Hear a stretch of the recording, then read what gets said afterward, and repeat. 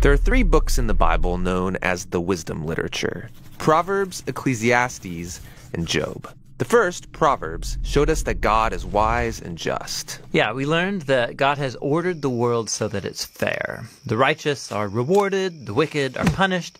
In other words, you get what you deserve. But then we meet Ecclesiastes, who observes, people don't always get what they deserve. Yeah, he said the world isn't always fair, that life is unpredictable and hard to comprehend, just like smoke. And this makes you wonder, okay, well, is God wise and just? Exactly. And so it's that question that is being explored in the final book of wisdom, Job. All right, let's dive in. So Job begins with a strange story that takes place up in the heavens, which are described something like a heavenly command center.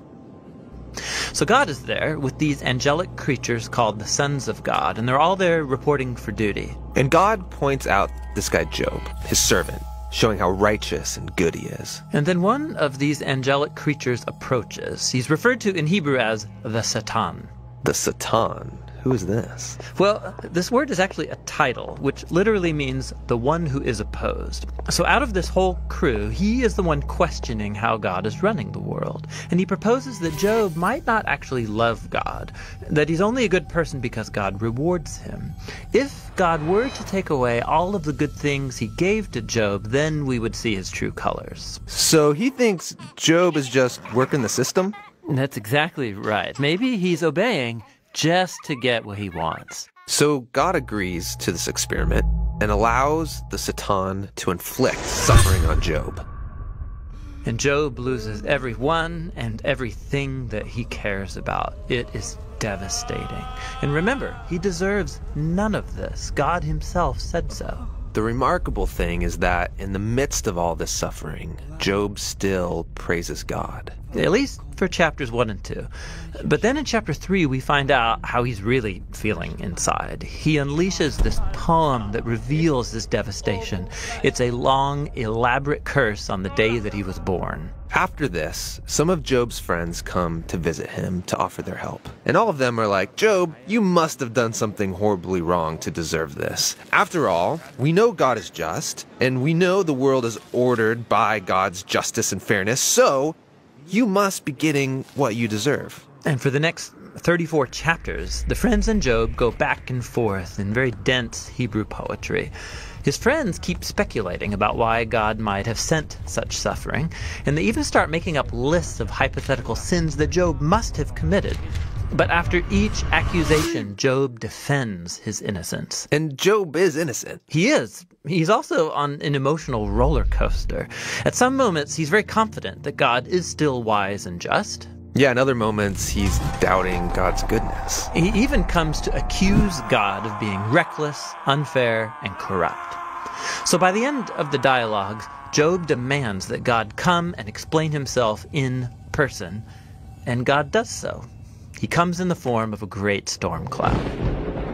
Now, God doesn't give Job a direct answer. He doesn't tell Job about the conversation with the Satan. Yeah, he does something very different. He takes Job on a virtual tour of the universe. He shows Job how grand the world is, and he asks him if he's even capable of running it or understanding it, just for a day. He shows Job how much detail there is in the world, things that we might see every day, but really don't understand at all. But God does. He knows it all intimately. He pays attention to the beauty and operations of the universe in ways that we haven't even imagined and in places that we will never see. Then to conclude, God shows Job 2 wondrous beasts and brags about how great they are. Yeah, they are dangerous. I mean, they would kill you without even thinking about it. And God says they're not evil. They're actually a part of his good world. And then that's it. That's God's whole defense. It's kind of weird. I mean, what was this all about? It seems to be this. From Job's point of view, it looks like God is not just. But God's perspective is infinitely bigger. He's dynamically interacting with a whole universe of complexity when he makes decisions. And this is what God calls his wisdom. So Job asking God to defend himself is actually kind of absurd. He couldn't comprehend this kind of complexity even if he wanted to. So, where does this leave us? Well, it leaves Job in a place of humility. He never learned why he suffered, and yet he's able to live in peace and in the fear of the Lord. But that's not where the book ends, because after this, God restores to Job double everything he had lost. And this, again, is surprising. I mean, is this a reward? Is God saying, congratulations, Job, you passed this elaborate test? No, I mean, the whole book just made the point that Job losing everything was not a punishment, and so now getting it back isn't a reward. So why does he get it back? Well, apparently, God, in his wisdom, decided to give Job a gift. We don't know why. But what we do know is that Job is now the kind of person who, no matter what comes, good or bad, he can trust God's wisdom. And that's the book of Job, and the end of our wisdom series. These biblical books of wisdom are amazing. Each one offers a unique perspective on the good life, and you need to hear all of them together as you learn to live with wisdom and in the fear of the Lord.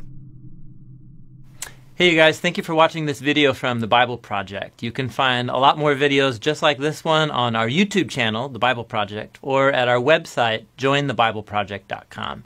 This was the final video in our Wisdom series. It's been super fun to make. We hope they were helpful for you. We're making videos like this because we believe the Bible is a unified story that leads to Jesus and has wisdom for the modern world. So we're making videos that explore every book of the Bible, its unique design and main ideas.